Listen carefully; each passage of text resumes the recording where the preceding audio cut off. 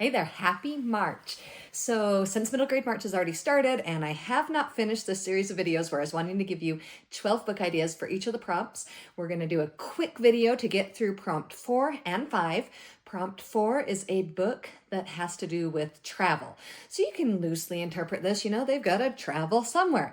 The first one I immediately thought of is a favorite series of mine, and the sixth and I believe final book just came out called London is Calling. So City Spies by James Ponti. It's all about these children who they end up being spies, and their code names are the different cities. And it's fantastic, it's fast paced, and a really, really great series to get started on. The next one is The Color of Sound. So this one would also work for an author with 3 names, Emily Barth Eisler. And so this girl, she's just a really, really great violinist. I think it's violin. I hope it's violin. But she's kind of pressured into playing her instrument. And she really hears sound in a way that it's like an experience for her that it's in color, It's this amazing experience for her, the way she involves music, but she's getting tired of it. So anyway, she goes to her grandparents, so she travels there, and she encounters a girl who she decides to be her friend. Well, it turns out this girl is her mom when she was her age, and it just sounds like a fantastical story about really coming to understand where somebody else is coming from. Next, we have A Sky Full of Song by Lynn Meyer. All right, so this family travels from Europe to the North Dakota, I think. So they're on the plains, and the one girl is trying to hide that she's Jewish to really fit in, but her sister is like, no, we've got to embrace who we are. And it just sounds like a beautiful story about just being true to yourself and who you are, and just great family relationships. All right, so Jerry Craft wrote this really fun series, and it's a graphic novel. And so this would be a great way to get a quick read. And it's one that actually is an audio as well. And I was really kind of skeptical. How can you have a good graphic novel on audio? But I enjoyed his first one, New Kid, on audio. So this one is School Trip. So, which New Kid won the Newbery Medal. And so these kids, they're going to Paris, and the original teachers who were going to be their chaperones are not there. They have different ones. And so it's a really unique experience of, trying to understand the city and where they all start to feel like the new kid, where they're in a foreign place. And I think I'm going to read this to my own kids out loud. I think it'll be a fun experience for us together. Inkbound, Meticulous Jones, and the Skull Tattoo. So I'm really, really excited about this one because I just finished talking to Phillipa Leathley, and we had a wonderful interview. This is such a great, fantastical book. So she has to travel from her home to New London, which is a city floating in the sky. It is about these tattoos that people are given that determine their fate. And really, is it up to you, or is it up to somebody else about who you are and who you are going to become? The imagery, the world, the magic, it's just beautiful. It's wonderful. Jump on board this series. If you like fantasy, you will not regret reading this. Ooh, okay, just while I'm excited about new fantasy books, Impossible Creatures by Katherine Rundell. This one came out just this last year, and the next book in the series will be coming out. So it's about a boy who travels through a magic portal to another land, and they do a lot of traveling on their journey to figure out how they can save this girl who's being hunted to be killed. So that's who his companion is, his traveling companion.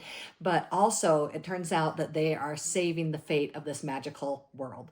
And it's fast-paced and fun, and just quirky characters and mean awful characters, and just such a unique, beautiful writing. The Underdogs of Ups and Downs by Craig Silvey. So this girl bonds with a dog, and they're both kind of different, the girl and the dog. But she has this opportunity to prove that this dog can compete in a dog show, but he won't do it in front of anybody else. So they've got these different little blinders they put on the dog and these different things to adapt so the dog doesn't know that people are watching. And it's about the girl's journey and the dog's journey and their relationship, and it's just a beautiful, heartwarming book. Oh, and of course, so with the dog shows, they have to do a lot of traveling, right? Because they've got to travel to different places for the dog shows in Australia. The Very Nearly Honorable League of Pirates. Magic Marks the Spot. So if the cover and the title do not just make you fall in love with this book by Carlson, it's just so fun. This girl wants to be a pirate, but she's going to finishing school. So it's this unlikely group on the high seas with a gargoyle who can talk, and it's just silly and fun and wonderful. Seriously, it's one of my favorites I read last year. Next, we have Darkness and Demon Song by M.R. Fournet. So this boy in the first book that you read about, Brick, Next, and Bones, he is a monster hunter, and he was trying to help and find his mom. And so we're back with Marius Gray, and he has a new monster that he's up against, these awful demons. But one of the things that he has to do is travel to different places, and he travels great distances through traveling through grave. And it's a wonderful, spooky, I have learned that I love middle grade spooky, and it's just a fun, just the right amount of spooky for me. City of Ghosts by Victoria Schwab. So her parents do these documentaries about ghosts, and they don't even know that she can see ghosts. So she has this ghost companion that always hangs out with her, and then she finds out from another person when they travel to Scotland who also sees ghosts that they might have a purpose, and what can they do with this, and what are the dangers with it, and just a fun, spooky, fast-paced book. The Marvelers by Dhonielle Clayton. So it's about this fantastical world, and they live among people who are not involved in magic, and so they travel up to these cities in the sky that can travel, and they're located around different places when they go to these arcane academy to learn magic. And so this one girl, she doesn't really fit in because she has a different type of magic, this conjure magic, and there's different perils going on. The third book just came out, and so it's just a fun, fast-paced, it's one of the best new series out. All right, then we have Onyeka and the Academy of the Sun. And so this girl, she is in the US and she has no idea what is going on with her father. And so she has to travel eventually when she discovers that she has these magical abilities, that her hair is magic. And so they travel to this school, and at first she's loving it and just really connecting with them and things. But then it turns out some people at the school have ulterior motives, and are they able to fight against it and figure out the mystery behind where is her father and where does the magic come from and what are the motives behind these other people that they're trying to hide at the school. All right, so now let's really quickly go through prompt 5, written in the 1900s. There are so many books you could do, like A Wrinkle in Time. So I went to look up what it's about, and it's like this person shows up at this kid's house, and the brother and sister and their friend have to go on this dangerous journey that put their lives and the whole universe at risk. And so if you don't know what Wrinkle in Time is about, and that it's a famous Newbery winner from 1963, I don't think that helped you that much, but it's a classic. So if you haven't read it, you should, and then you could go watch the movie. So you could also do, Harry Potter, you could do Narnia, you could do A Little Princess. I went and reread my review from when I read this in 2017, and all I wrote was one of the sweetest books I have ever read. So it is about this girl who is just loved and adored by her father, but when her father dies, she becomes the servant in the attic, and it's just this really sweet story about how she reacts to this. All right, so I love that some people had recommended The Babysitter's Club, because this is one that I grew up on and loved when I was a child. So that would be a great one, and you could read some of the originals, especially if you have a child in your life that reads the graphic novels now or the new versions. That would be a lot of fun, I think. All right, so somebody recommended for me The Diamond in the Window by Jane Langton. And so the cover definitely looks so like 80s, but it sounds fantastical. And I think it's one that could be timeless, that you could really just enjoy. So these kids have always known that they have kind of a unique family, and they go one day and they discover just how unique their house is when they go up to this attic and found these amazing toys, and look, 2 perfectly made beds, maybe it's just for them, and this amazing stained glass window. And so it just sounds like the perfect setup for magic and trouble, right? So I am familiar with Lois Lowry books, but I'd never heard of this one. Somebody recommended Anastasia Krupnik.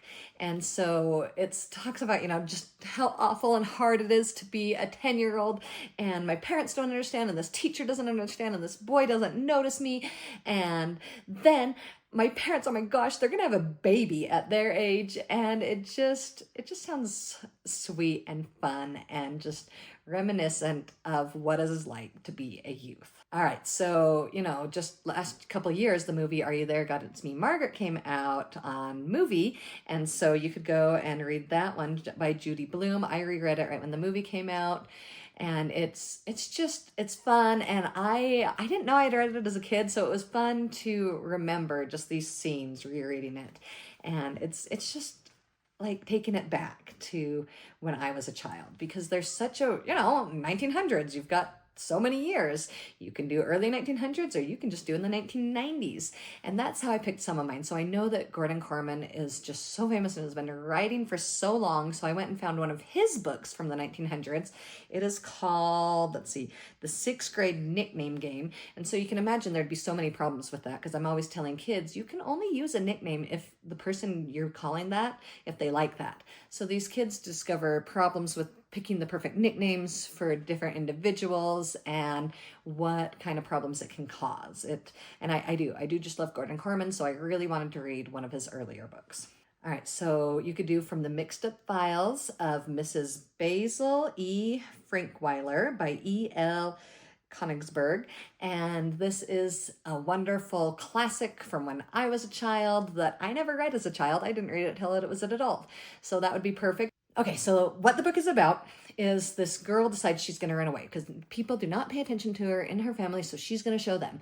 So her and her brother go run away to a museum in New York. So it's just a lot of fun, because who hasn't wanted to run away and just show their family, right? And it's their experiences and hiding in the museum during the day and at night. So one famous book that I have never read that I know is from the 1900s is The Westing Game by Ellen Raskin. And so it's about this guy when he dies and his will, what he's going to bequeath upon this person who maybe is a murderer, and why would he do this? And so even though he's dead, he has one last game that he's going to do. And it's a really, really famous book. And so I think that would be a perfect 1900s one.